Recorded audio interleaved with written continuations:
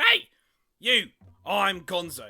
And if you couldn't tell, I'm a goblin. Now, it's come to my attention that a lot of you humies don't really understand how goblins are, or what goblins are, or even who goblins are. So I'm here to tell you all about them, and their characters, and stories, and everything. Goblins! That's me. Goblins have been around since the 12th century, and have always been, in one way or another, gross, tiny little things that play tricks on people and generally cause chaos. Goblin was actually a blanket term, mainly for small, trickster, fey-like creatures, like dwarves and gnomes and other stuff like that. But eventually we became our own thing. We're from Europe, originally based in Europe anyway. So I am an authentic goblin. In different parts of Europe, they were known for different things. The English and the Scots knew them as brownies, which were house spirits that would do menial tasks during the night if they were offered food, but could turn bad if they were insulted about how well they did these tasks or offered clothes.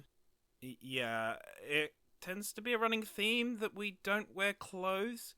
We do now! Or at least I do.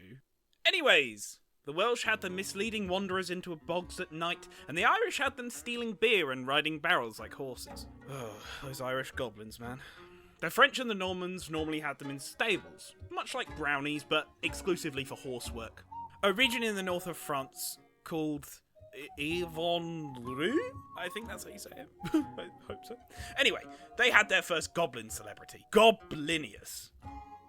Okay, he was technically a demon, but was so good at haunting temples and messing with pagans that they actually had to call on a saint to get rid of him. He's pretty much the blueprint for all goblins later on down the line. Good job, Goblinius. Goblins also tended to show up in any kind of fairy markets from folklore, where we tended to peddle knockoff stuff, so, things don't change. This originally symbolised temptation from otherworldly sources, but sort of became a part of a goblin's character. Stingy and untrustworthy. And probably most famously popularised by the book Goblin Market, which we'll talk about another time. Now, if you cram all of these sort of together in a big ball, you get what goblins are today. It was probably Tolkien that sort of set the standard of what a goblin should be. Not really an orc.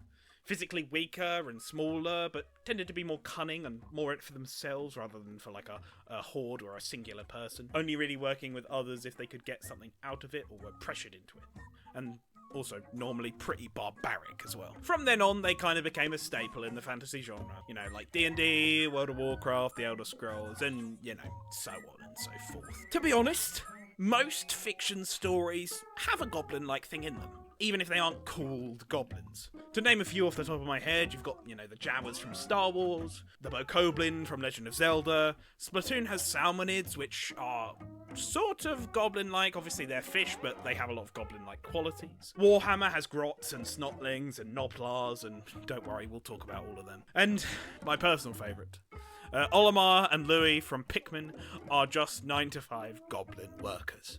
In one way or another, you can always count on a goblin to show up in your favourite TV show, your favourite film, your favourite piece of fiction, your favourite genre. Will always show up, even if we're not needed.